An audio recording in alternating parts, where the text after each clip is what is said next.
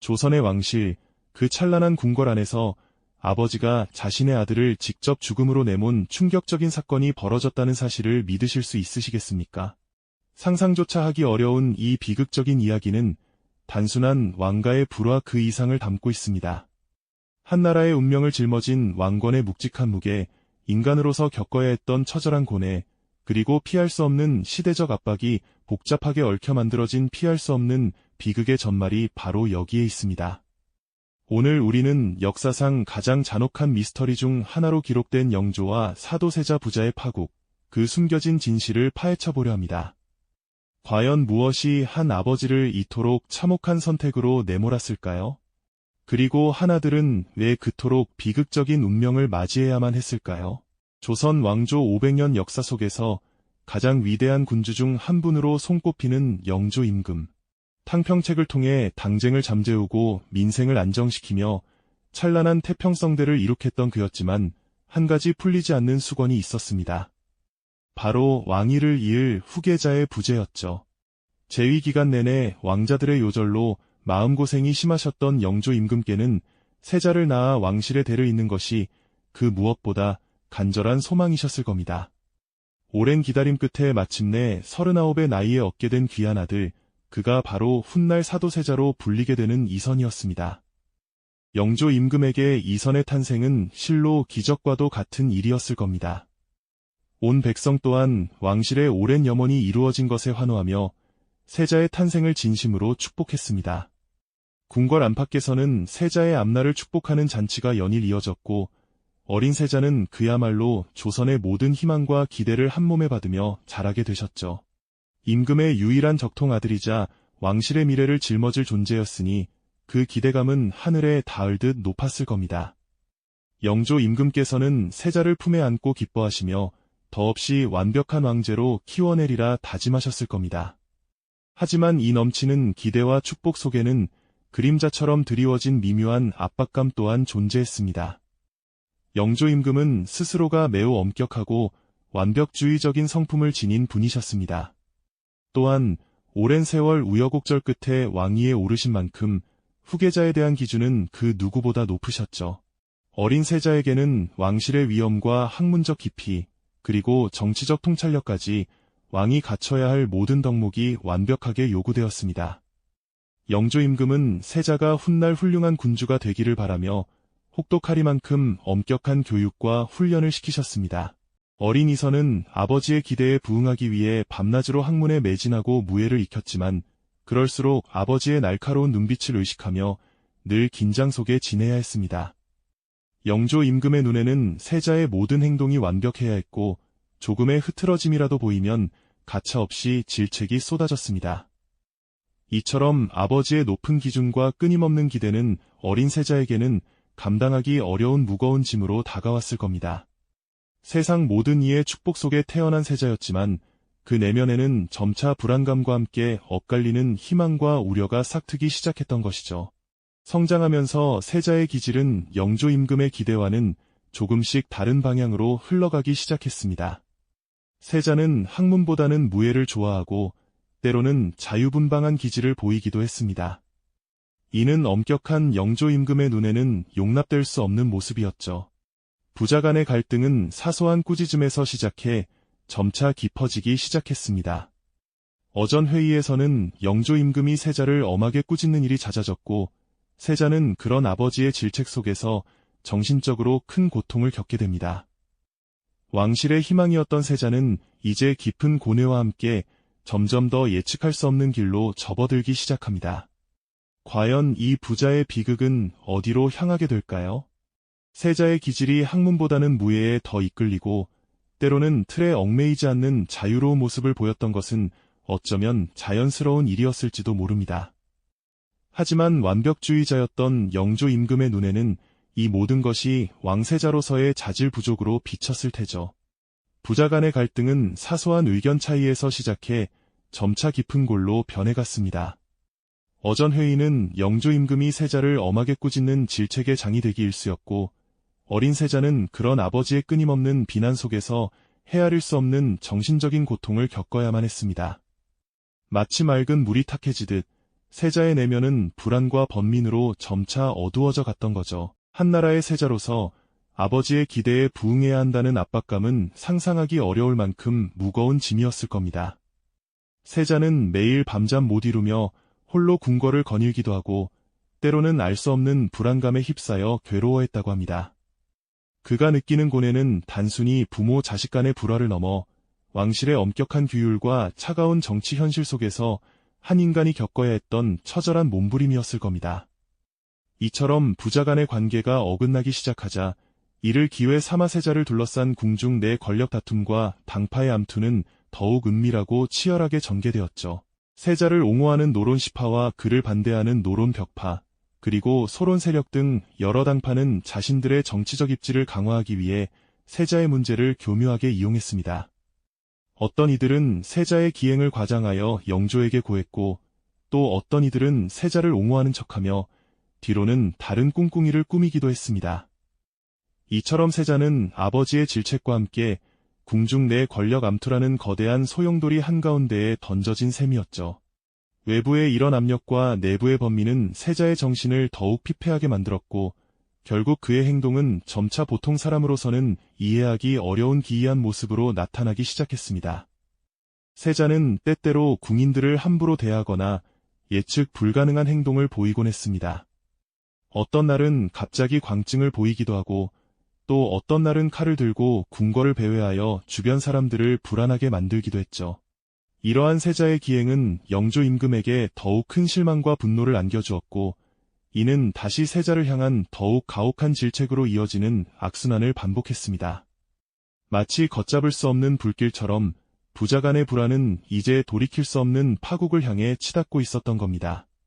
왕실의 가장 존귀한 존재였던 세자가 이토록 깊은 고통 속에서 헤매고 있을 때 과연 그를 진정으로 이해하고 보듬어줄 사람은 아무도 없었던 걸까요?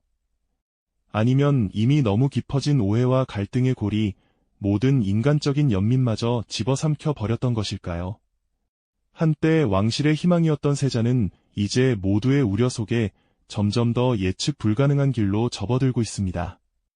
이 비극적인 부자의 이야기는 과연 어디까지 흘러가게 될까요? 세자의 행동은 이제 단순한 기행을 넘어 주변 사람들의 생명마저 위협하는 수준에 이르렀습니다. 걷잡을 수 없는 들불처럼 번져나가는 그의 광증은 궁궐 전체를 공포에 떨게 만들었죠. 그의 눈빛은 불안과 분노로 가득했고 누구도 감히 그의 앞을 가로막을 수 없었습니다. 궁인들은 혹여 세자의 눈에 띌까 숨죽여 지냈고 왕실의 평화는 산산이 부서지는 듯했습니다. 어느 날은 날카로운 칼을 들고 궁궐을 배회하며 무고한 궁인들을 위협하는 일까지 벌어졌습니다. 악몽 속 한 장면처럼 칼날 번뜩이는 궁궐은 비명과 혼란으로 가득했죠. 심지어 자신의 아내인 해경궁 홍씨를 해치려 하거나 어린 아들 정조에게까지 이협적인 행동을 서슴지 않았다고 전해지는데요. 가장 가까운 가족들조차 그의 예측 불가능한 분노 앞에 두려움에 떨 수밖에 없었던 것이죠. 왕실의 품위와 질서는 이미 없었고 모두가 불안한 나날을 보냈습니다. 결국 영조는 1762년 윤 5월 모든 신하와 백성이 지켜보는 앞에서 충격적인 명령을 내립니다. 바로 세자를 뒤주에 가두라는 것이었죠. 뒤주, 즉 곡식을 보관하는 나무상자는 한나라의 세자에게 내려질 수 있는 가장 치욕적이고 참혹한 형벌이었습니다. 이 명령이 떨어지자 궁궐안은 순식간에 정적에 휩싸였고 충격과 공포에 질린 신하들과 궁인들은 감히 고개를 들지 못했죠. 그 순간 모두의 심장은 얼어붙는 듯했습니다. 역사를 뒤흔들 비극의 서막이 그렇게 시작되고 말았죠. 뒤주문이 닫히는 순간 그 안에서 세자의 절규가 터져나왔습니다. 좁고 어두운 공간에 갇힌 채 세자는 살려달라고 물을 달라고 애원하며 처절하게 몸부림쳤습니다. 그의 애처로운 목소리는 궁궐의 정막을 찢고 울려 퍼졌지만 그 누구도 감히 영조의 명을 거역할 수 없었습니다. 찜통 같은 더위 속물 한 모금 마시지 못한 채 세자는 8일이라는 긴 시간 동안 뒤주 안에서 고통스럽게 죽음을 맞이했습니다. 한때 조선의 희망이었던 세자의 마지막은 이토록 비참하고 외로웠던 겁니다. 그 끔찍한 시간 동안 세자가 겪었을 고통은 상상조차 할 수 없을 정도였겠죠. 디주 주변을 지키던 궁인들과 신하들은 망연자실한 표정으로 이 비극적인 광경을 지켜볼 수밖에 없었습니다. 그들의 눈에는 슬픔과 공포, 그리고 이해할 수 없는 비애가 뒤섞여 있었죠. 어떤 이는 소리 없는 눈물을 흘렸고 또 어떤 이는 넋을 잃은 채 서 있었습니다. 왕실의 가장 존귀한 세자가 아버지에 의해 이토록 처참한 방식으로 생을 마감하는 순간을 목도한다는 것은 그들에게도 평생 잊히지 않을 충격이었을 겁니다. 그날의 궁궐은 더 이상 찬란한 왕실이 아닌 절규와 비탄으로 가득 찬 지옥과도 같았을 것입니다. 이 비극적인 사건은 조선 왕조 역사상 가장 충격적인 치부이자 부자 관계의 파국을 넘어선 인간 본연의 존엄성이 처절하게 무너진 순간으로 기록되었습니다. 한 개인의 불행이 한 국가의 역사에 얼마나 깊은 상흔을 남길 수 있는지 여실히 보여주는 대목이죠. 과연 영조는 이 선택으로 어떤 고통을 겪었을까요? 이 뒤주 속 비극은 남겨진 이들에게 또 어떤 그림자를 드리울까요? 다음 이야기에서는 사도세자의 죽음 이후 왕실에 드리워진 깊은 그림자와 함께 역사가 남긴 질문들을 함께 짚어보겠습니다. 역사의 잔혹한 진실은 과연 어디까지 이어지는 걸까요? 사도세자의 비극적인 죽음 이후 궁궐의 찬란함은 깊은 그림자에 가려졌습니다. 아들을 디주에 가두라는 잔혹한 명령을 내린 영조의 마음은 과연 평온할 수 있었을까요? 기록에 따르면 그는 평생을 아들에 대한 애통함과 죄책감 속에서 보내야 했다고 합니다. 뒤늦게 세자를 그리워하며 자신을 자책하는 영조의 모습은 한때 완벽한 왕권을 꿈꾸던 군주의 고뇌를 여실히 보여주죠. 그가 내렸던 결정이 왕실의 위엄과 정통성을 지키기 위한 불가피한 선택이었다 할지라도 아버지로서 감당해야 할 슬픔과 후회는 그 어떤 이유로도 지워지지 않았을 겁니다. 한 시대의 가장 강력한 군주였던 그에게도 이 비극은 평생의 멍해로 남았을 테죠. 이 가슴 아픈 역사의 파장은 영조의 손자이자 사도세자의 아들인 정조에게 고스란히 이어졌습니다. 어린 나이에 아버지를 잃고 할아버지의 엄중한 시선 아래 성장해야 했던 정조의 삶은 그 자체로 고난의 연속이었죠. 그는 왕위에 오르기 전부터 아버지의 죽음이 남긴 의혹과 자신의 정통성에 대한 끊임없는 도전에 맞서야 했습니다. 정조는 즉위 후 돌아가신 아버지의 명예를 회복하는 것을 자신의 가장 중요한 과업 중 하나로 삼았습니다. 사도세자의 무덤을 수원 화성으로 옮겨 현룡원이라 이름 짓고 그 주변에 웅장한 화성을 건설하며 아버지에 대한 지극한 효심을 드러냈죠. 이는 단순한 개인적 효도를 넘어 왕실의 권위를 재건하고 자신의 왕권을 확고히 하려는 전략적인 의미 또한 내포하고 있었을 겁니다. 하지만 사도세자 사건은 단지 한 가족의 비극으로 끝나지 않고 조선 후기 정치판을 뒤흔드는 거대한 소용돌이가 되었습니다. 세자를 둘러쌌던 당파 간의 복잡한 암투는 그의 죽음 이후에도 끊임없이 이어지며 왕실의 안정성을 위협하는 주요한 요인으로 작용했죠. 영조와 정조의 통치 기간 내내 사도세자 문제는 언제든 정치적 논쟁의 불씨가 될 수 있는 위험한 쟁점으로 남아있었습니다. 이처럼 비극적인 사건은 조선 500년 역사 속에서도 가장 뜨거운 논쟁거리로 기록되어 오늘날까지도 역사가들에게 수많은 질문을 던지고 있습니다. 과연 사도세자의 기행과 광증은 타고난 정신질환이었을까요? 아니면 엄격한 아버지의 압박과 살벌한 궁중 암투가 빚어낸 후천적인 병폐였을까요? 혹은 세자를 제거하려는 특정 정치 세력들의 교묘한 책략이 영조의 판단을 흐리게 하여 결국 그를 죽음으로 내몬 것은 아닐까요?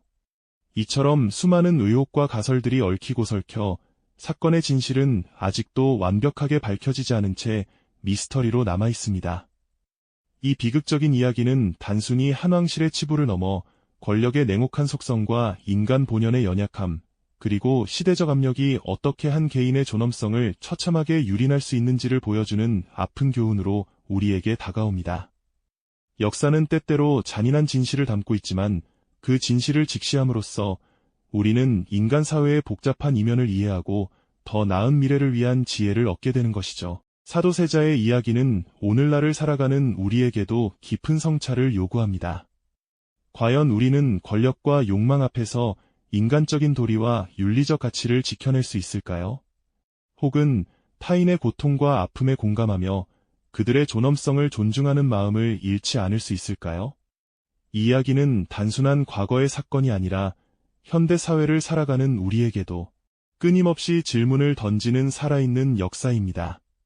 한 개인의 불행이 어떻게 한 국가의 운명을 뒤흔들고 그 파장이 후대에까지 이어질 수 있는지 되짚어보게 만들죠.